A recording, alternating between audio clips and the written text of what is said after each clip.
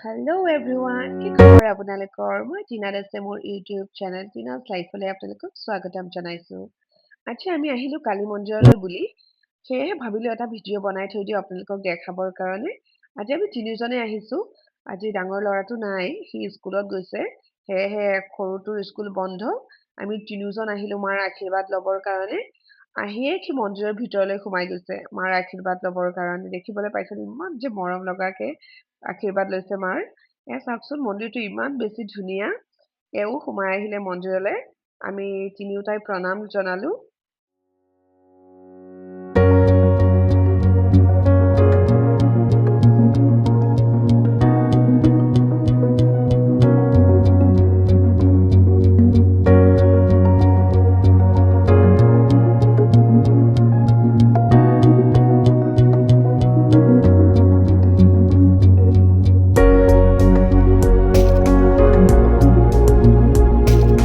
তাৰপিছত আমি মন্দিৰৰ পৰা ওলাই আহিলোঁ।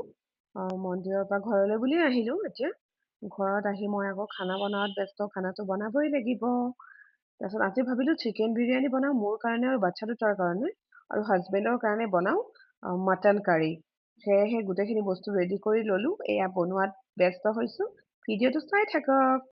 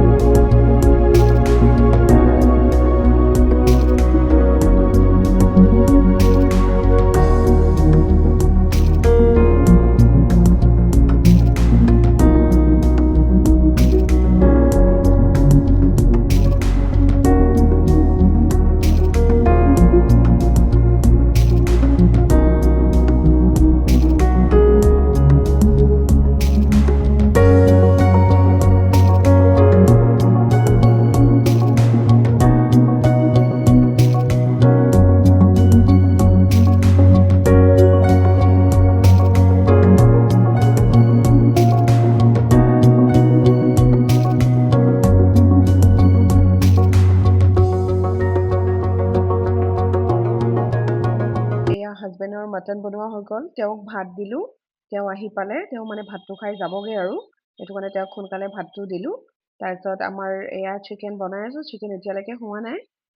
চিকেনখিনি হোৱাৰ পাছত ৰাইজৰ লগত দিম একেলগে। কুকাৰতে মই আজি দম দিম বিৰিয়ানীটো। ভিডিঅ'টো চাই থাকক।